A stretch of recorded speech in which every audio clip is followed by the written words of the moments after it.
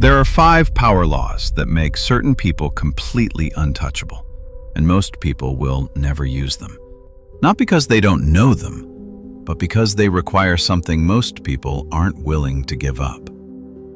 The need to be liked, the need to be right, the need to win every argument. These 5 laws aren't theories, they're patterns you see in the most powerful people across history. From Roman emperors to modern CEOs, from Stoic philosophers to strategic leaders. And by the end of this video, you'll know exactly why they work and how to use them. Let's begin. Power law number 1. Never show emotion publicly. Watch powerful people closely. They don't smile when you expect them to. They don't flinch when provoked. They don't celebrate when they win. And this does something remarkable. It makes them impossible to read. Because the moment people know what makes you react, they own you. If they know anger breaks you, they'll provoke you. If they know flattery works, they'll manipulate you. If they know rejection hurts, they'll withhold approval until you bend. Every emotional reaction you show is information your enemies will use against you. Seneca understood this 2,000 years ago. He wrote, "A gem cannot be polished without friction, nor a person perfected without trials." Meaning, the trials will come, the provocations, the attacks, the tests. That your response is what determines whether you're polished or broken. So here's the discipline. When something triggers you, delay your reaction by 10 seconds. Feel the emotion. Name it silently. Then choose your response. Master your face. Neutral doesn't mean cold, it means controlled. Smile when you decide to, not when they expect you to. And celebrate privately. Public celebration invites public sabotage. The world doesn't need to know every win. This isn't suppression. This is strategy. Feel everything, show nothing. Because the person who controls their emotions controls the room. That's law number 1. Power law number 2. Never defend yourself. This one separates the dangerous from the desperate. Someone attacks your character, your instinct. Defend yourself, explain, prove them wrong. But here's what most people never realize. The moment you defend yourself, you validate the accusation. Think about it. If someone calls you incompetent and you rush to prove you're not, you're already playing their game. If someone questions your integrity and you explain yourself desperately, you've already lost respect. If someone spreads rumors and you scramble to correct the record, you've made them more believable. Defense is participation, and participation is validation. Marcus Aurelius commanded the entire Roman Empire, millions of people, endless critics, constant attacks. And in his private journal, he wrote, "The best revenge is to not be like your enemy. When they attack, you don't engage, you don't defend, you don't explain.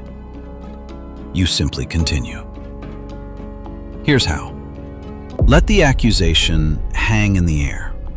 Don't touch it. Don't acknowledge it. Just continue as if nothing was said. Let your actions speak. If someone questions your competence, deliver results. If someone attacks your character, let your reputation do the work, and watch them exhaust themselves. Every accusation unanswered forces them to escalate or retreat. Either way, they lose. This isn't weakness. This is warfare. Defend nothing. Prove nothing. Because the person who doesn't need to defend themselves cannot be attacked. That's law number 2. Power law number 3. Speak last in every room. Notice something about powerful people in meetings? They never jump in first. Everyone else is competing for airtime, racing to be heard, desperate to contribute. But powerful people sit back. They listen. They observe. They take notes. And then, when everyone's exhausted their ideas, they speak. This gives them three massive advantages.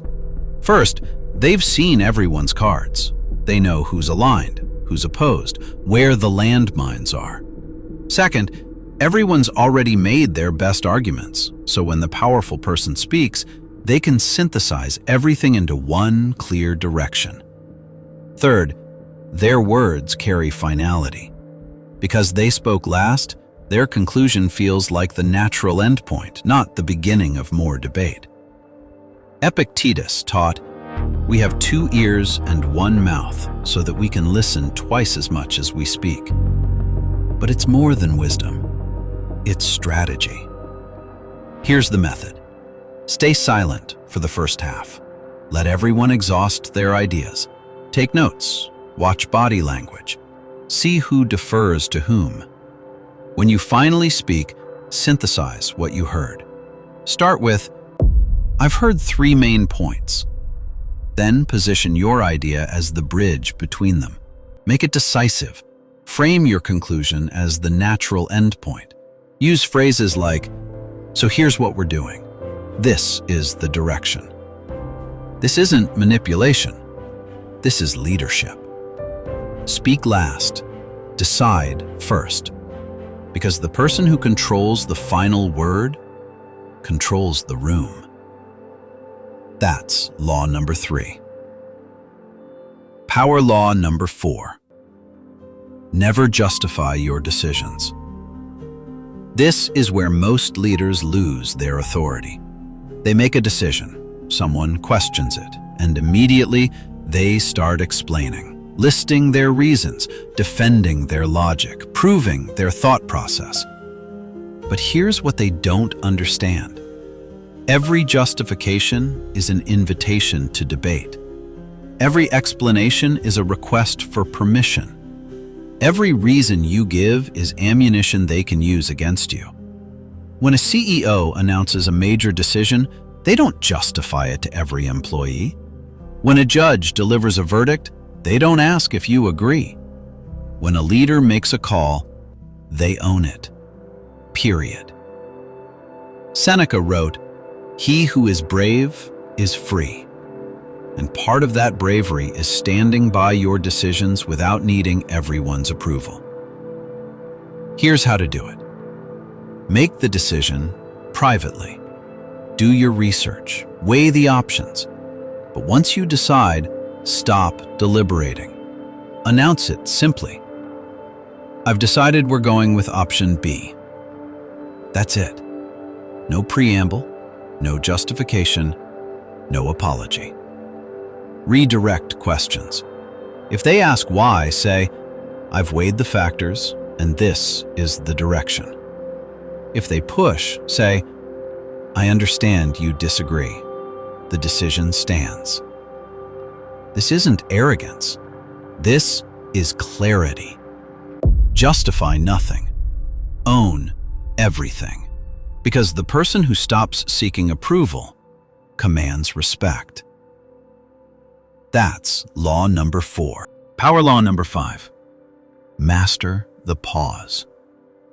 This is the simplest law and the most powerful. Most people are terrified of silence. Someone asks them a question, they answer immediately.